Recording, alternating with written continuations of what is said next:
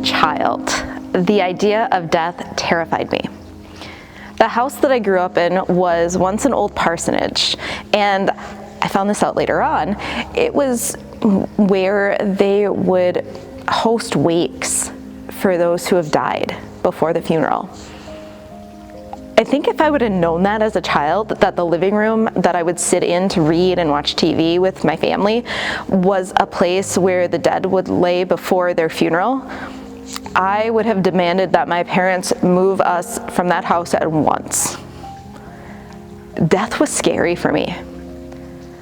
My experience with death at that time was largely influenced by the horror movies that I have no clue why my parents thought were a good idea for us to watch. So it was all about hauntings and getting spooked. My first grown-up experience with death was when I was a junior in high school, and a friend of mine died from cancer at the age of 16. From there, I had high school classmates whose parents died while we were still in school. The father of the girls that I nannied for died, and a friend from high school died in a car accident shortly after graduation. I soon realized that death was about so much more than what I saw in the movies. Last week, we got to learn about All Hallowtide, the Triduum of the dead, focusing mostly on All Hallows Eve or Halloween.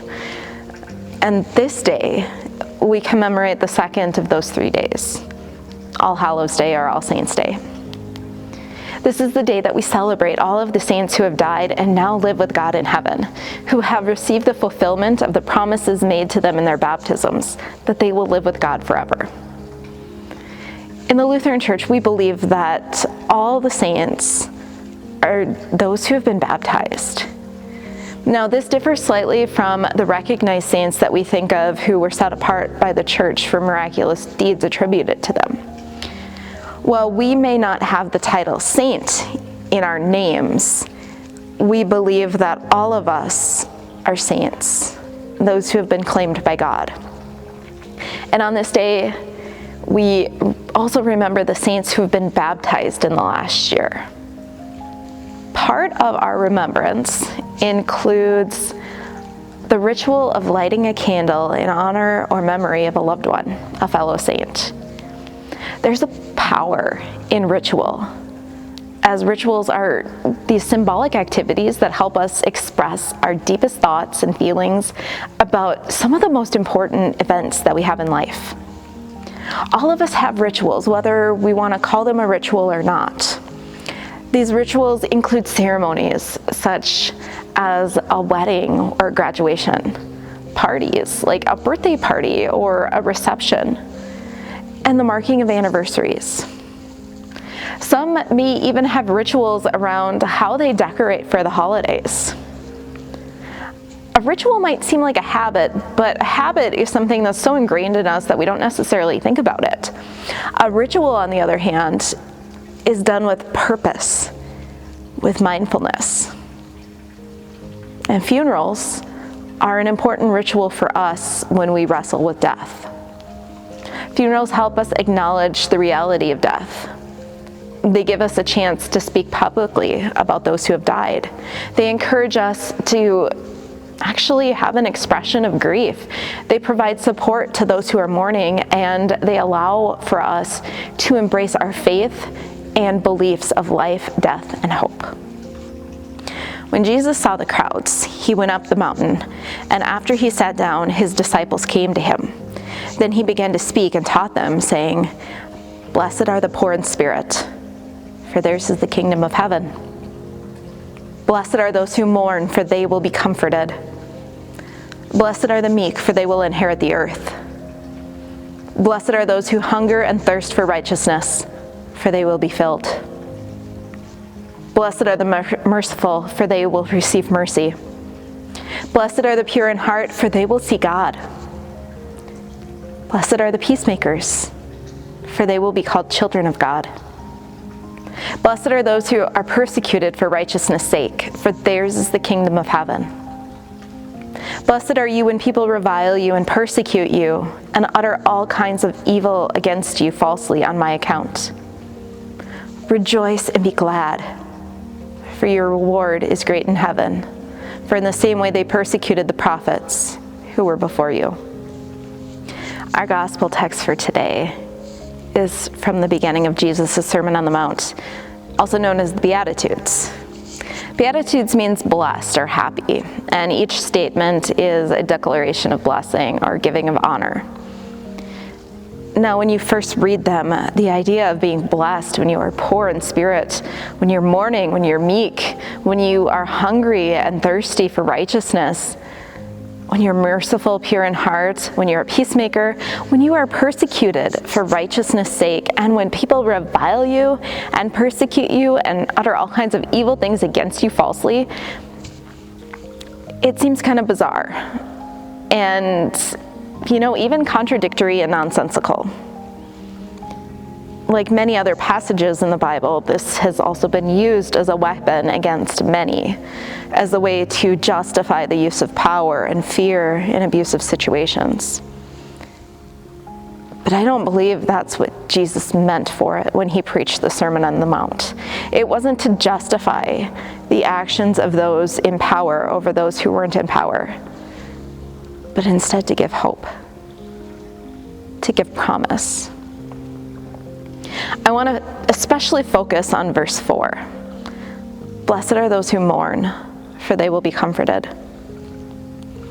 I mentioned before how important ritual is, especially ritual with funerals. We are afraid of death. We're afraid of mourning. We're afraid of grief. And I get that grief is, so painful. For many, grief is something that they try to bury deep within themselves because grief is hard.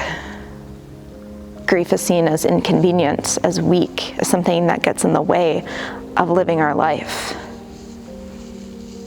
Dealing with our sometimes heavy emotions and feelings is exhausting and consuming. However, it's also necessary. The poet Robert Frost wrote, "The best way out is always through," in his poem Servant to Servant. And this quotation has been morphed into the more well-known version, "The only way out is through." The only way out of grief, out of sadness, is to work through your feelings, to work through that grief. It's to allow yourself to go through it. Allow yourself to experience the highs and the lows, making space for those feelings, acknowledging that they're there, and then keep walking through it. Blessed are those who mourn, for they will be comforted. Blessed are those who acknowledge the feelings that they're feeling, who allow themselves space to process, to mourn, to grieve, for they will find healing in the process. Blessed are those who mourn, for they have experienced a love great enough to inspire these deep feelings of pain and loss and love.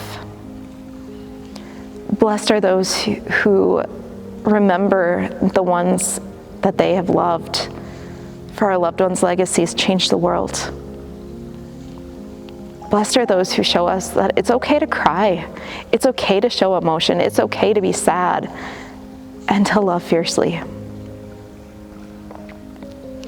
I worry more about those who bury their feelings, who don't take time to process their emotions, who pretend that everything is okay when it's not, who walk around numb, because I wonder when are those feelings going to explode out?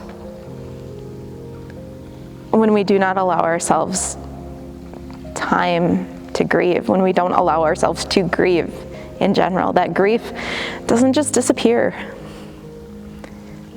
Numbing the pain of grief, of loss, it just makes it worse when you finally feel it. One of the best things that I learned going through therapy is that it's okay not to be okay. It's okay to make space for the things that we feel, to acknowledge that they exist and then to let them go. This allows us to grow around our grief. All Saints' Day, or All Hallows Day, a day that we set aside in the church to honor those who have died, has been a part of the Christian church for centuries. This is a day that we remember the saints in our lives. We acknowledge the sadness of their passing and the hope that we have in the promise of the resurrection, the promise that our loved ones who have died are now resting in.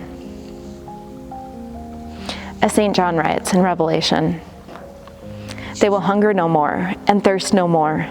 The sun will not strike them, nor any scorching heat. For the Lamb at the center of the throne will be their shepherd, and he will guide them to springs of the water of life, and God will wipe away every tear from their eyes." It is the unknown that we fear when we look upon death and darkness. Nothing more. The unknown is scary. But we have a promise from God that the next part of our journey is eternity in a place with no mourning, no crying, and no pain, where all will always have enough.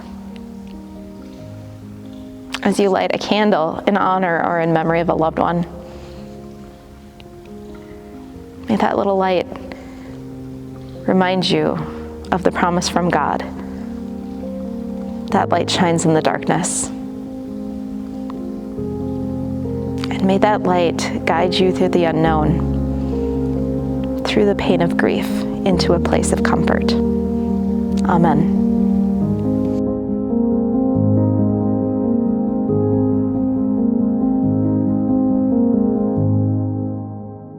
This week, as you reflect on the message, I invite you to go deeper into it with these two reflection questions. Number one, what do you fear most about death? And number two, what does the word saint mean to you? Do you believe that you are a saint?